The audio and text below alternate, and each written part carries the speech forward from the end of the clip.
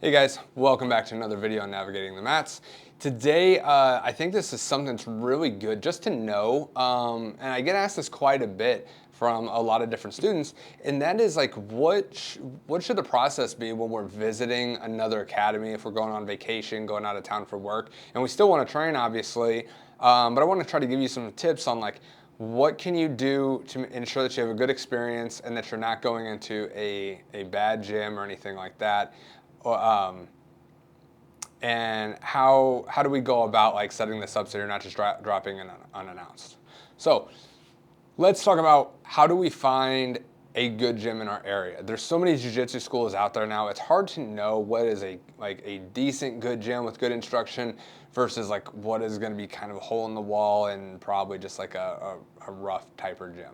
Okay, so go on Google, look around the area and see what you can find. The best thing you can really do is look at the Google reviews and kind of look through, see if they have a website, go to their website, look at who the instructor is, what belt they are, and try to find what their lineage might be, who they come from, and then see if your instructor knows who they are.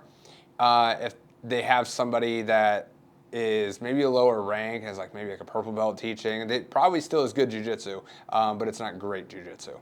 So try to find somewhere that looks good. The second tip I could give you is once you go to their website, if you want to kind of know what their culture maybe looks like and see how their gym maybe is or their academy is, try to look them up on like social media. Try to find them on Facebook. Instagram is a great tool as well to kind of see like what kind of content are they posting. Every gym now should be posting content to their page. If they're not, they're probably not doing something right.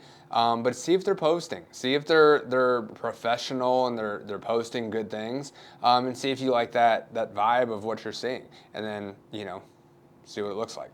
Okay, so now let's kind of talk about what is the next step. So I've looked at some different places. Now call them. Obviously call them, tell them who you are, tell them that you're dropping in from wherever you're from. Tell them your name, your belt rank, who your instructor is. They might not know them. Who cares? It's just nice to say, because maybe they do. And sometimes name dropping your instructor, if they know who your instructor is, it can help and it can really like already start to build a camaraderie as long as your instructor has good standings with people. Once you have established that, always ask what the mat fee is.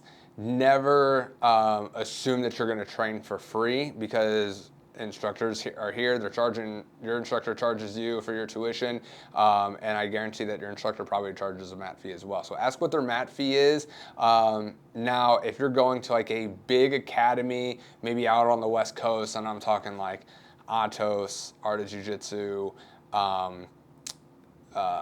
just any of these other big ones that are out there, Alliance, Gracie United, any of these bigger academies, like you might be paying a little bit more, and I'm just giving you 100% honesty because those instructors could be multiple time world champions and very famous in the jiu-jitsu world. They can charge more if they want, if you're going to drop in. You're going to their school for a reason.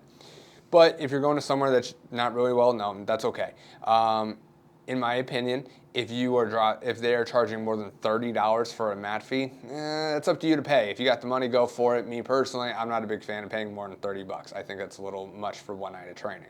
But that's completely up to you what you want to pay. Okay? I'm not saying don't do it. I'm just saying I think that's a lot.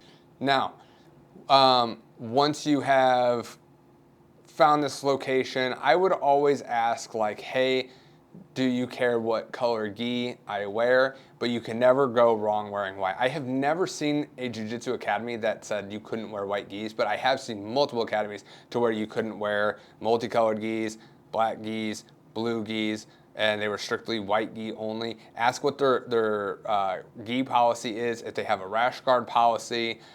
Things like that are good questions to ask, because now they are like, okay, this person really cares about what they're walking into and they're not a bum.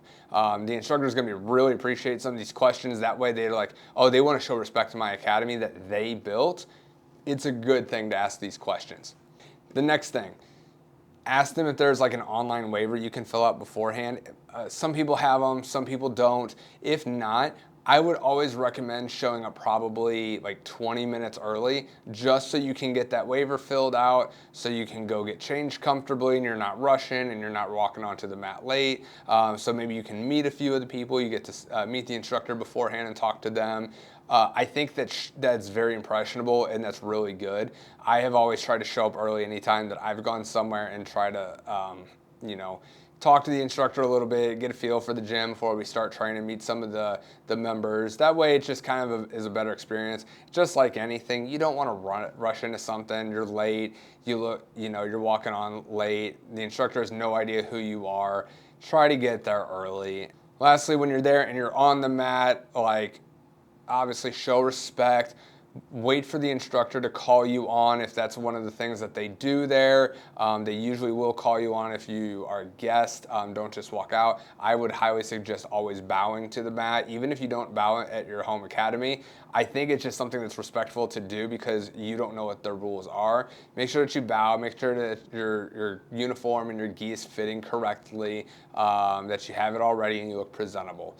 And I would say, like, don't be afraid to ask questions when you're there. Have a good time, have good rolls. If something goes wrong, maybe you had a rough roll with somebody, hey, it is what it is.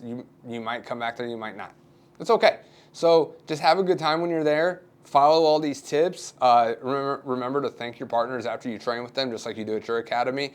And then when you're done, thank the instructor for the class. Tell them you had a great time, even if you didn't. It always just looks good. And then if you really want to, if you had a great time and you're like, man, I really want to support this academy, see if they have like merchandise or like a t-shirt or something. That's kind of a little extra bonus to where sometimes, like, if you do end up buying like a t-shirt, then sometimes they waive your mat fee. That is not always the case. So don't say, Chaz from Navigating the Mat said if I buy a t-shirt, you won't make me pay a mat fee. I'm not saying that. You will probably still have to pay a mat fee. Some people will let it go. But it always looks good. It's always cool to have that memory as well. So yeah, if you follow these tips, I think that you will have a successful time. Visiting other academies, I suggest visiting as many academies as you can and take everything with a grain of salt. And I would say, if you have a question on something that the instructor is asking, maybe pull them aside afterwards. Like, my instructor shows it this way, why do you do it this way? I wouldn't say it in front of the whole class, but I would definitely recommend maybe pulling them aside, like, hey, why do you do it this way? And this is the way I was taught. And they can say their thoughts and feelings. So I hope this helps when visiting other academies. Follow these tips, and I promise you that you should have success. Or at least I hope so. So thank you so much for watching. And remember, like and subscribe, and we will see you on the next video.